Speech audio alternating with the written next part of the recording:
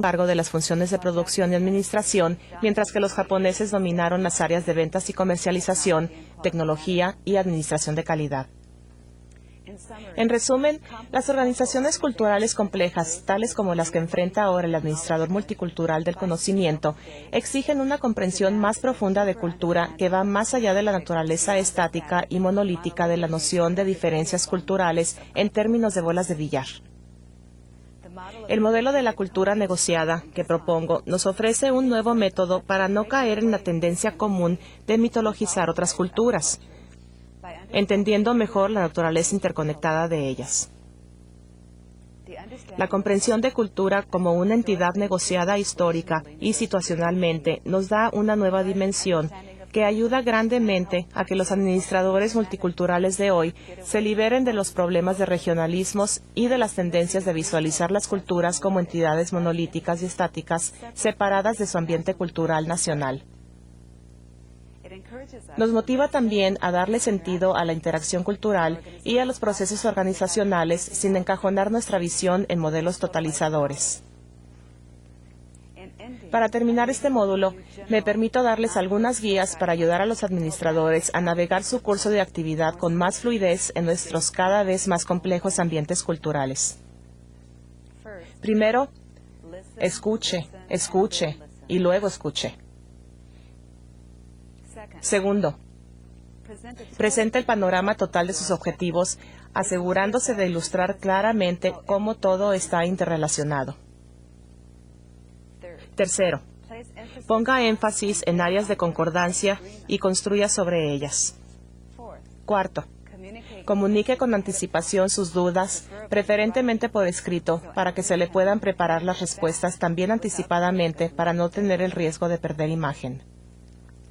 Quinto, evite decir simplemente no. Diga en ese caso que usted considerará la propuesta. Si usted decide rehusarse, hágalo con cortesía, ofrezca disculpas y explique todas sus razones. Sexto, discuta primero las metas generales de largo plazo y luego puede explicar los detalles. Séptimo, sea paciente. La impaciencia muchas veces se interpreta como debilidad y como una señal de no muy buena educación. Octavo, esté preparado para cumplir con los términos o fechas a las cuales se comprometa. Es mejor evitar iniciar una negociación con términos de tiempo ya establecidos, por lo que debe estar preparado para participar hasta que se llegue a una conclusión exitosa. Noveno, sea receptivo a las invitaciones para socializar. Décimo, sea cortés. Ponga atención al hecho de que la etiqueta es muy importante. Nunca grite, ni golpee la mesa o señale con el dedo. Onceavo, esté consciente de los sentimientos y las emociones. Muchas culturas reaccionan a estos más que en la árida lógica occidental. Doceavo, y por último, esté preparado para el silencio. No suponga que este es un indicador negativo. Los periodos de silencio son una parte importante de muchas culturas centradas en grupos que tratan de evitar el conflicto, por lo que estos deben ser respetados. Me detendré aquí para algunas preguntas y sus comentarios. Gracias. Muy bien, comencemos ahora con nuestra primera sesión de preguntas y respuestas. Trataremos de responder tantas preguntas como sea posible, es por ende que pedimos que se haga solo una por llamada telefónica y que éstas sean lo más breves posibles. Pueden llamar al estudio directamente a los teléfonos o fax que aparecen en pantalla. Les recordamos que hagan sus llamadas telefónicas a distancia del monitor para evitar la interferencia. Creo que tenemos una llamada de Medellín, de Colombia, de la FENALCO. Adelante, Colombia, su pregunta, por favor. Muchas gracias. Buenos días. La inteligencia puede incrementarse mediante estimulación cerebral. Crean una pantalla virtual que proyecta la imagen en el aire. Nace una web para averiguar cómo se forma el sentido moral humano. Nuestros hijos podrían no morir jamás gracias a la medicina regenerativa, la investigación genética y la biotecnología. Esta es una muestra de los anuncios que encontramos con frecuencia hoy en día y que dan una idea del vasto campo del conocimiento, el cual se alimenta del campo de todas las posibilidades. desde lo infinitamente pequeño hasta lo infinitamente grande, como lo afirma el Maharishi Mahesh Yogi. Los planteamientos hechos hasta aquí solo tocan el aspecto superficial de una vasta realidad. Por lo tanto, ante esta situación, ¿cómo puede enfrentar el administrador multicultural del conocimiento los retos de una realidad que cambia vertiginosamente, que no da espera a la actualización permanente y que es amenazada por las rivalidades y enfrentamientos entre los hombres? Muchas gracias.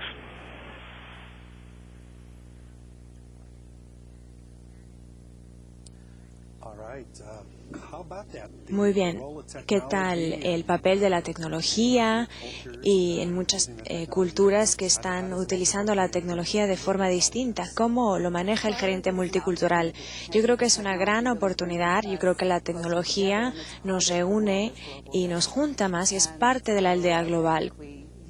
Yo creo que podemos usar esa tecnología para comunicarnos de una forma más fluida, más rápida y de una forma más adecuada en cuanto al tiempo con nuestros colegas en el mundo. Y yo creo que también la tecnología exige tener mayor cautela, estar al tanto que incluso cuando no le vemos la cara a la otra persona en la comunicación virtual, tener el cuidado de poner la atención a aspectos de la cultura que son sensibles en tanto a la comunicación. Muy bien, no es fácil. Tomemos ahora otra llamada de Puebla, de México, de la Universidad Tecnológica de Tecamachalco. Adelante, México, su pregunta, por favor. Sí, muchas gracias. Buenos días para todos. Respecto a las guías que mencionaba la ponente, que se han mencionado como recomendaciones, ¿qué sugeriría ella que pudiéramos nosotros hacer para concientizar a los directivos en nuestras organizaciones? Muchas gracias. Muy bien, entrenamiento de directores, ¿cómo se hace? Bien, yo creo que los directores, sería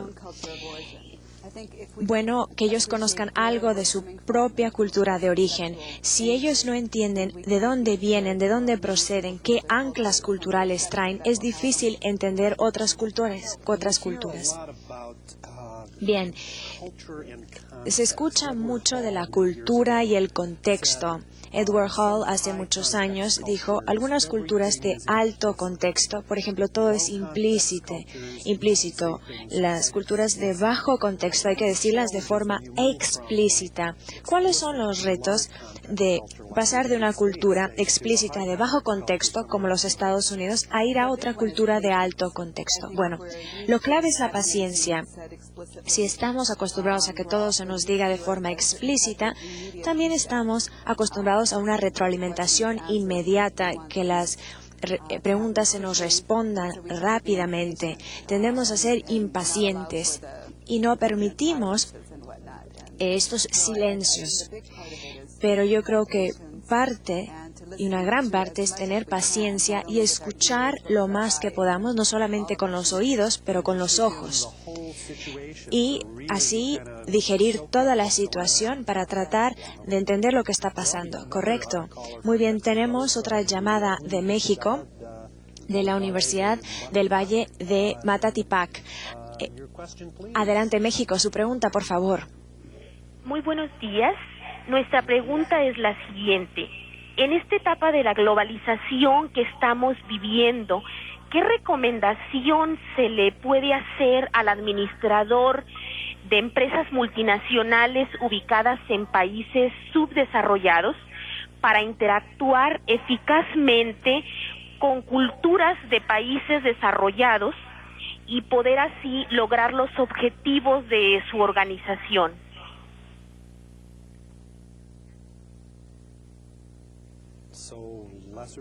Muy bien, entonces países subdesarrollados. Bueno, yo creo que países subdesarrollados seguido tienen una idea más fija, por así decirlo, de los países desarrollados. Yo creo que Eso es importante. No podemos asumirlo todo, pero en países subdesarrollados, por ejemplo, tienen acceso a los medios americanos o estadounidenses. Y antes me comentaba que el examinar o el ver los medios de otro país es una buena herramienta para entender la cultura. Platíquenos más. Sí. Eso es verdad. Podemos hablar acerca de culturas de alto y bajo contexto, teóricamente, pero prácticamente hay algunos consejos que les podría dar. Seguido les digo a mis estudiantes y a los ejecutivos, si están en su hotel, por ejemplo, antes de una junta, en una empresa en el extranjero, pueden ver la televisión y ver los comerciales de la televisión. Y háganse un examen en el primer minuto si debido al comercial saben qué están vendiendo. Si no lo saben, lo más probable es que estén dentro de una cultura de alto contexto. Si sí saben, por ejemplo, aquí en Estados Unidos somos tan obvios en cuanto a lo que vendemos, las ventajas y demás del producto, entonces sabemos que estamos en una cultura de bajo contexto y de alto contenido. Excelente recomendación. Supongamos que usted vive en Paraguay o Bolivia. A ver, los medios estadounidenses son una herramienta para tratar de entender a los Estados Unidos, o simplemente es muy artificial. Bueno, yo creo que sí es una herramienta.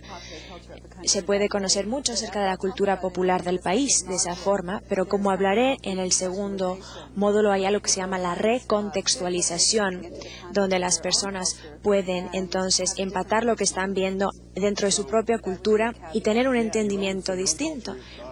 Entonces, su propia cultura a lo mejor es un lente, pero no un lente muy claro. Muy bien, tenemos una llamada de Santo Domingo, del Instituto Tecnológico de Santo Domingo. Adelante, República Dominicana, su pregunta, por favor. Sí, gracias. Muy buenos días. Mi pregunta es sobre este tema de cultura negociada.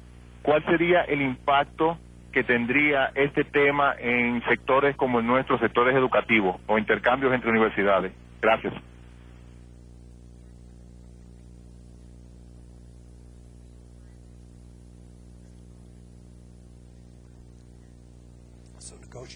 Entonces, negociaciones interculturales, alguna recomendación y sobre todo en la educación.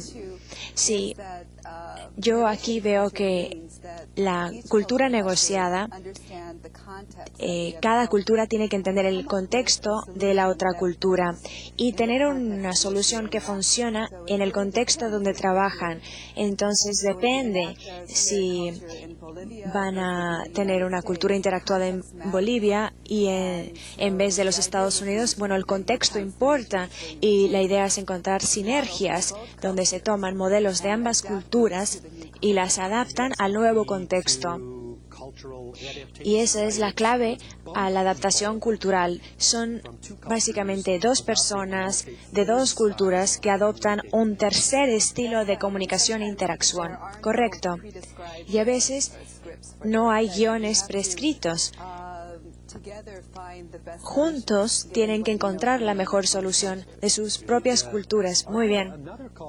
Otra llamada de México, del Tecnológico de Estudios Superiores de Cuautitlán Izcalli. Adelante, México, su pregunta, por favor. Sí, buenos días. Muy buenos días. Una cuestión ahora a propósito de estas interesantes conferencias alrededor de la globalización, va enfocada a los idiomas. Hemos visto pues la universalización de la educación y de hecho de los contextos en los que se mueven todos los profesionales. De ahí que la pregunta es, dentro de ello el idioma inglés, ¿qué importancia ven ustedes que está tomando día a día en los países del mundo de América Latina y en general de la globalización?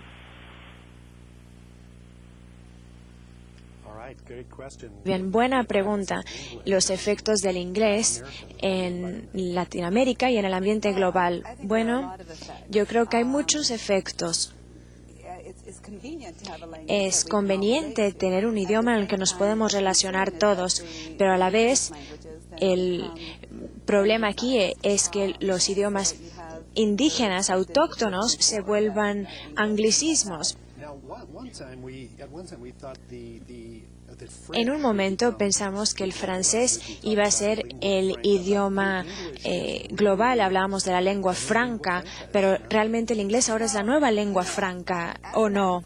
Bueno, como antropóloga yo me resisto un poco a ello.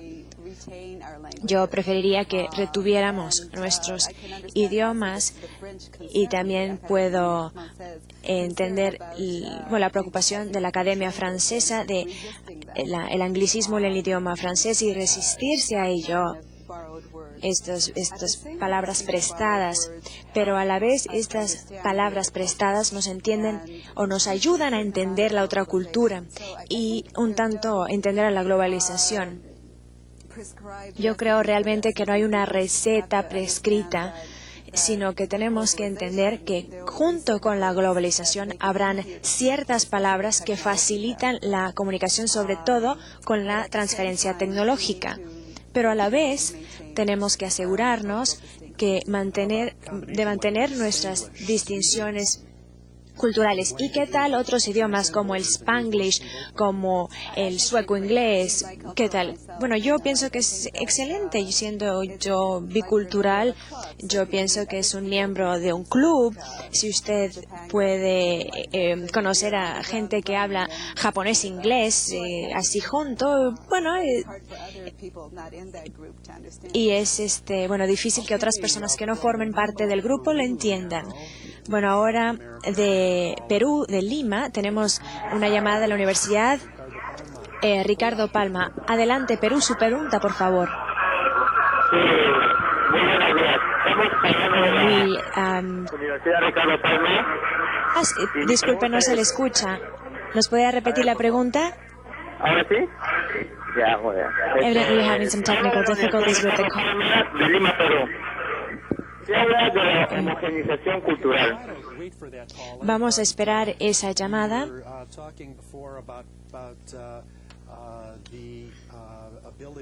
Pero hablábamos antes acerca de la capacidad de utilizar dos idiomas de forma simultánea, de forma transfronteriza. Usted no es una purista del idioma pensando que se tiene que utilizar japonés o inglés. Si usted encuentra que mezclar los dos idiomas es eficiente, que hay que usarlo. Exactamente. Bueno, por ejemplo, yo creo que, empresas conjuntas crean su propio idioma. Las empresas, las organizaciones en sí crean su propio idioma. Ford tiene sus propias palabras, al igual que McDonald's, por ejemplo.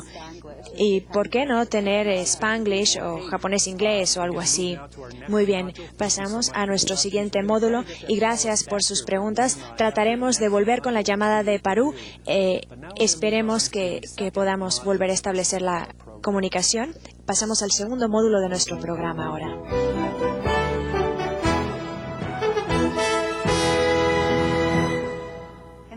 En el primer módulo les hablé sobre un modelo de cultura negociada útil para el nuevo Administración Multicultural del Conocimiento. En este segundo módulo les hablaré sobre cómo entender, reconocer y monitorear los efectos de lo que yo llamo recontextualización. Durante el primer módulo me concentré en analizar los insumos de la organización y en la organización misma, explicando cómo la cultura juega un papel clave tanto en los ambientes externos como en los internos de la organización. Durante este módulo, me quisiera concentrar más en la estrategia de la organización y en cómo los contextos culturales afectan esa estrategia. Una de las mayores preocupaciones de los actuales administradores encargados de la internacionalización y de la transferencia de competencias claves hacia otros países es el prever si lo que están transfiriendo encuadrará dentro del contexto del nuevo ambiente cultural. Muchas veces, lo que están transfiriendo se recontextualizará y cambiará en el nuevo ambiente. La recontextualización se refiere a la evolución de significado dentro de nuevos ambientes culturales. Esta puede ser la evolución del significado o imagen asociada con cierto producto, con alguna práctica de trabajo, con algún sistema productivo o con alguna competencia. La recontextualización de los productos o servicios de una organización ocurre primeramente cuando estos entran a un nuevo contexto cultural y con el tiempo, a medida que estos se establecen dentro del nuevo contexto cultural. Algunas veces, las recontextualizaciones pueden resultar en significados positivos que ayudan en la transferencia de los productos y servicios de la organización. Algunas veces, los resultados son negativos y limitan la transferencia eficaz de los productos y o servicios.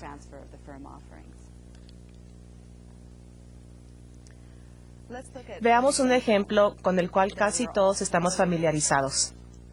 La internacionalización de la empresa Walt Disney a Disneylandia Tokio y a Euro Disney en París. En este caso, la oferta de la empresa consistía de varios productos, tales como Mickey Mouse, vaqueros y regalos de marca. Varias prácticas organizacionales, tales como la orientación Disney hacia el servicio al cliente y la administración y capacitación de personal de Disney, y finalmente la ideología empresarial de Disney. Veamos primero sus productos. Si analizamos el caso de Mickey Mouse, por ejemplo, encontramos que muchos niños japoneses han crecido con la imagen del club de Mickey Mouse, cantando la canción de Mickey Mouse en japonés.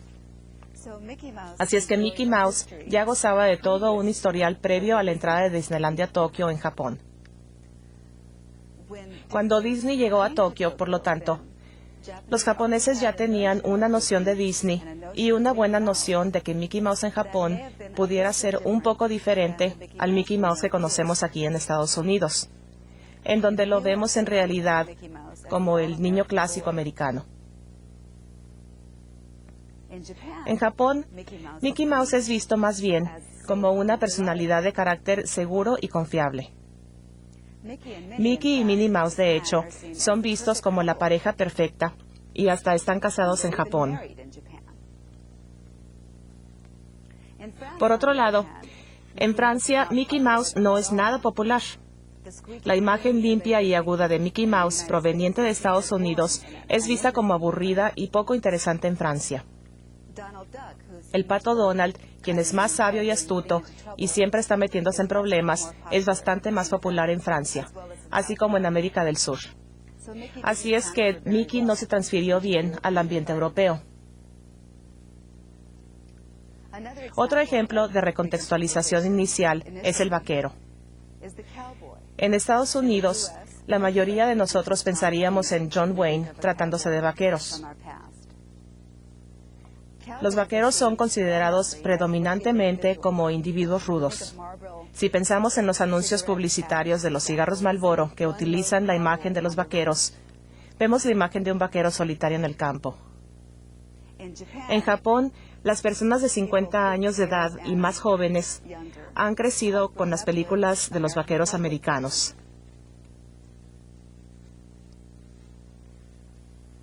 En entrevistas con japoneses sobre lo que ellos imaginan cuando piensan en un vaquero, muchos japoneses dicen que lo que más les gustó de estas películas era el ver a los vaqueros sentarse alrededor de la fogata al final del día para cantar sus canciones.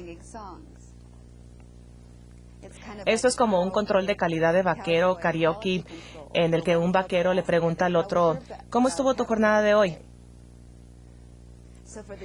Por lo tanto, para los japoneses, en lugar de ver al vaquero como una persona individualista y retraída, lo ven más bien como un gran colaborador en equipo. Esta es una perspectiva muy diferente del vaquero a la que tenemos aquí en Estados Unidos. Para una persona francesa, el vaquero que primero le llega a la mente es Lucky Luke. Este es conocido por ser menos inteligente que su caballo y como una especie de bufón. Así es que dentro de estos tres contextos tan diferentes, el concepto de vaquero toma significados totalmente distintos. Tratándose de las prácticas de trabajo y las competencias claves de una empresa, el resultado de una recontextualización positiva o negativa puede ser aún más severa. Por ejemplo, si reflexionamos sobre la competencia central de Walt Disney, llegamos inmediato al éxito que ha tenido esta empresa de promover la experiencia de visitar Disneylandia como una visita al lugar más feliz del mundo. Disney logra esto a través de su Universidad Disney. Cada empleado de Disney debe pasar por un intenso programa de entrenamiento en esta universidad, en donde aprende a dar el tipo de servicio al cliente que Disneylandia acostumbra. Este tipo de servicio, que se basa en los conceptos de servicio con una sonrisa y el cliente siempre tiene la razón, no es de ninguna manera la norma de servicio en otras organizaciones en Estados Unidos. Inclusive, Walt Disney explícitamente quiso que Disneylandia fuera lo hipernormal, algo mejor que la norma. Por lo tanto, cuando vamos a un McDonald's en Estados Unidos o a una tienda Kmart para comprar ropa, no siempre recibimos el tipo de servicio que ofrece Disneylandia. Quisiéramos que los edecanes y operadores de esos establecimientos nos esperaran y atendieran como en Disneylandia. Sin embargo, no lo hacen. La razón del por qué nos gusta Disneylandia es porque toda la experiencia del cliente está diseñada para hacernos olvidar nuestros problemas. Particularmente, Disneylandia es un lugar muy limpio y todas las personas son muy atentas. Este tipo de orientación de servicio, al trasladarse a Japón, encuadró totalmente con el ambiente cultural. En Japón, todos los empleados, al integrarse a una empresa, pasan por un entrenamiento en alguna universidad corporativa, ya sea en la Universidad de Toyota, la Universidad de Nissan o la Universidad de Matsushita. Todos los trabajadores japoneses reciben alguna capacitación de servicio al cliente cuando son contratados. Un elemento de esta capacitación incluye la comunicación oral, cómo hablarles a los clientes con cortesía. Muchas veces, esta comunicación requiere el uso de palabras totalmente nuevas que son utilizadas por los empleados para ponerse a las órdenes de sus clientes. Por lo tanto, cuando Disney llevó a Japón su gran fortaleza o competencia de servicio amable y polvito mágico, la recontextualización de esta fue muy positiva. Ni siquiera tiene que entrenar Disney a sus empleados en Japón para que estos promuevan el ambiente feliz y mágico. Después de todo, Japón es un país donde la orientación al servicio es tan marcada que cuando, por ejemplo, usted visita una tienda departamental y toma una escalera eléctrica, siempre estará una persona recibiéndole a la salida, saludándole, limpiando continuamente los descansabrazos para que usted no se ensucie sus manos. Esta es una orientación de servicio de alta evolución. Por otro lado, cuando Disney llevó esta competencia estratégica a Francia, la trasladó a un ambiente cultural en donde el servicio no es precisamente la norma. Inclusive, en Francia es anormal pensar que se puede entrenar a los trabajadores rígidamente en una orientación de servicio al cliente. De hecho, las políticas de administración de personal de Disney pasaron por recontextualizaciones tan negativas en Francia que hasta 2 demandas legales se generaron. Los empleados de Disney en Francia no querían que se les dijera qué tipo y color de pantalón deberían vestir, qué tipo de maquillaje llevar o qué estilo de corte de cabello portar. Esos requerimientos fueron vistos como demasiado agresivos y violatorios de la reglamentación laboral en Francia. El ejemplo de la internacionalización de Disney hacia Tokio y París representa un caso de transferencia de tecnologías blandas o de servicio que generalmente tienden a ser altamente dependientes del factor humano. Esto nos motiva a preguntarnos si las tecnologías de productos o duras, que son menos dependientes del factor humano, también sufren esas recontextualizaciones. A través de mis investigaciones, he podido confirmar que existen 2 características distintivas de cualquier tecnología que determinan si su recontextualización será un problema para la empresa que está en proceso de internacionalización. La primera característica es el nivel de inmersión del sistema. Esta es el grado en que las tecnologías y procesos